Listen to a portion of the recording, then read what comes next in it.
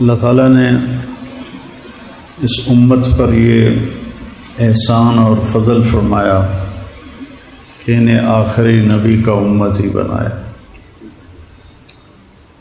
اور ان کی کتاب کو ذمہ لیا کہ میں اس کی حفاظت کروں گا۔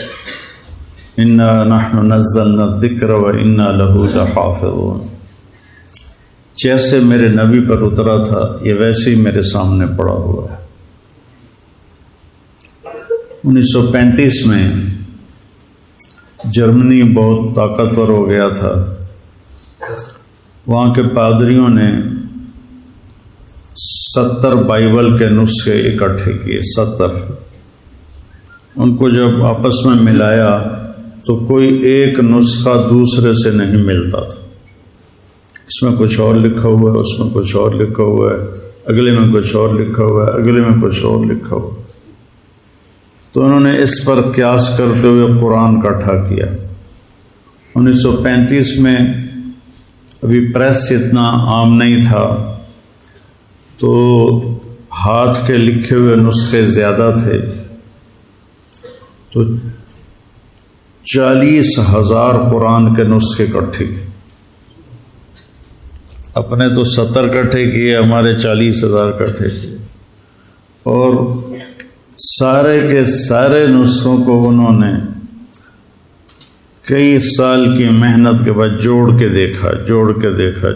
دیکھا 40,000 نسخوں میں کوئی فرق نہیں تھا۔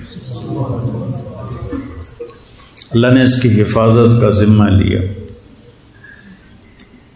تورات، زبور، انجیل کسی کو یاد نہیں ہوتی تھی، کوئی اس کا حافظ نہیں ہوتا تھا، اس لیے ان کی نماز میں تلاوت نہیں تھی، تسبیح تھی جتنی کوئی پڑھ سکے۔ لیکن ہمیں اللہ نے ایسی نعمت عطا فرمائی کہ بوڑھا بھی یاد کر لیتا ہے، جوان بھی یاد کر لیتا ہے، بچہ بھی یاد کر لیتا ہے، اور اگر وہ اس کا مطلب جانتا ہو اور نماز میں وہ قرآن پڑھ رہا ہو تو وہ ایک نئی دنیا میں ہوتا ہے، ایک نئے جہان میں ہوتا ہے جس میں گم ہو جانا۔ حضرت علی رضی اللہ تعالیٰ عنہ علیہ السلام کو تیر لگا تو انہوں نے نکالا تو نکلا نہیں، تو انہوں نے چھوڑ دیا کیونکہ تکلیف بہت ہو رہی تھی۔ تو وہ نماز کے لیے کھڑے ہوئے تو انہوں نے تیر آرام سے نکال لیا۔ تو نماز کے بعد فرمایا تیر نکال لیا؟ کہا مجھے خبر بھی نہیں ہے، مجھے پتہ بھی نہیں چلا۔ تو نماز ایک میں جب قرآن آتا ہے تو ایک الگ جہان قائم ہو جاتا ہے۔ تو اللہ تعالیٰ نے اس کی حفاظت کا انتظام کیا، اس کے حفاظ بنائے۔ ہمارے جو عجمی بچے ہیں وہ عربوں سے پہلے یاد کر لیتے ہیں، کیونکہ عرب بچوں کو عربی آتی ہے نا، تو وہ ہم مانا لفظ جب بھول جاتے ہیں تو ساتھ دوسرا کوئی لگا دیتے ہیں۔ ہمارے بچوں نے تو رٹا لگانا ہوتا ہے، تو انہوں نے وہی کہنا ہوتا ہے جو یادداشت میں ہوتا ہے۔ تو اللہ نے اس کی حفاظت کا اس طرح انتظام فرمایا۔ اور پھر پہلے تورات، زبور، انجیل کے اترنے پر آسمان کے دروازے بند نہیں ہوتے تھے، لیکن جب قرآن اترنے کا وقت آیا تو اللہ نے سارے آسمان کے دروازوں پہ پہرے لگا دی۔ تو اس وقت شیطان اوپر جاتے تھے اور وہاں سے فرشتوں کی باتیں سن کر نیچے آ کے جادوگروں کو بتاتے تھے۔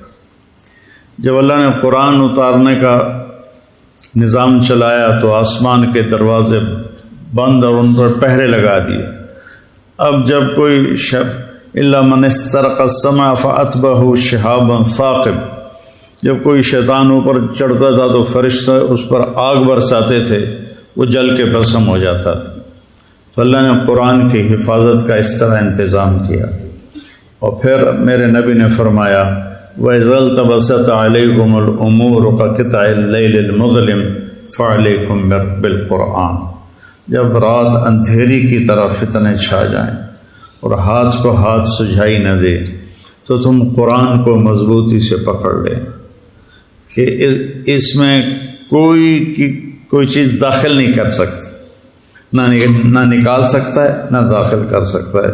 یہ اللہ کا ایسا خوبصورت نظام ہے اس میں۔ فَإِنَّهُ مَاحِلٌ مُصَدَّقٌ وَشَافِعٌ مُشَفَّعٌ، اس کا جھگڑا بھی اللہ قبول کرے گا، اس کی شفاعت بھی اللہ قبول کرے گا۔ مَنْ جَعَلَهُ أَمَامَهُ قَادَهُ إِلَى الْجَنَّةِ، جو قرآن کو آگے رکھے گا۔ آگے رکھنے کا مطلب ہے کہ اپنے آپ کو قرآن کی زندگی کے تابع کر دے گا۔ قرآن جس زندگی کو بتاتا ہے یہ اس کے تابع ہو جائے گا اور اپنی ساری خواہشات کو اس پہ قربان کر دے گا۔ تو ساقہ الی الجنہ، قرآن اس کا ہاتھ پکڑ کے اس کو جنت میں پہنچا دے۔ من جعلہ خلف ظہرہ، جو اسے پیٹھ کے پیچھے پھیر کر دے گا۔ کیا مطلب کہ قرآن کی زندگی کا پابند نہیں رہے گا اور اپنے نفس کا غلام بن جائے گا۔